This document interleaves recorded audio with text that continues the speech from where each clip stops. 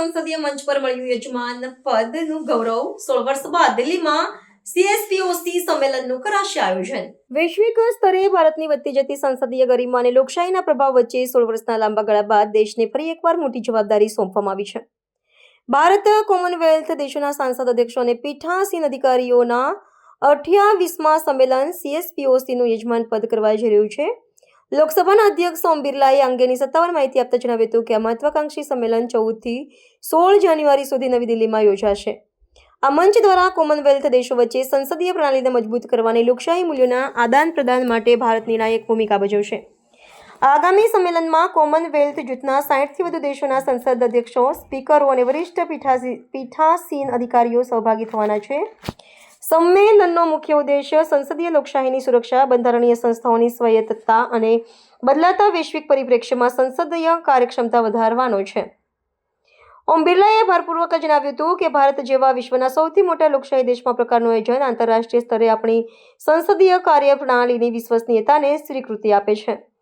16 વર્ષ પૂર્વે ભારત 2010માં સંમેલનનું સફળ આયોજન કર્યું હતું અને હવે ફરીથી દિલ્હી આ પ્રતિષ્ઠિત વૈશ્વિક સમારોહ માટે સજ્જ છે. 3 દિવસીય આ સંમેલન દરમિયાન વિવિધ સત્રોમાં જટિલ કાયદાકીય પ્રક્રિયાઓ, ટેકનોલોજીનો સંસદમાં ઉપયોગ અને જનપ્રતિનિધિઓની જવાબદારીઓ જેવા મહત્વપૂર્ણ વિષયો પર ગહન ચર્ચા કરવામાં આવશે. વિદેશી પ્રતિનિધિઓ માટે ભારતની નવી સંસદ ભવનની મુલાકાત પણ આયોજિત કરવામાં આવી છે, જે આત્મનિર્ભર ભારત અને આધુનિક સ્થાપત્યની ઝલક રજૂ કરશે. આ પરિષદ માત્ર સંસદીય ચર્ચાઓ પૂરતી મર્યાદિત ન રહેતા સભ્ય દેશો વચ્ચે દ્વિપક્ષીય સંબંધો અને વ્યૂહાત્મક સહયોગને પણ નવી ઊંચાઈ બક્ષશે તેવું અનુમાન છે.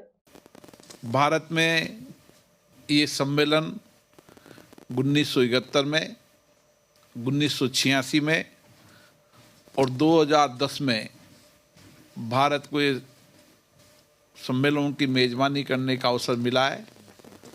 अब 16 साल बाद भारत को ये मेज़बानी करने का अवसर प्राप्त हुआ है. इस सम्मेलन को संसद के संविधान संवर्धन में आयोजित करने का फैसला किया. ये सम्मेलन 14 तारीख को इसकी कार्यकारी परिषद की बैठक होगी, जिसमें 15 देशों के लोग आएंगे.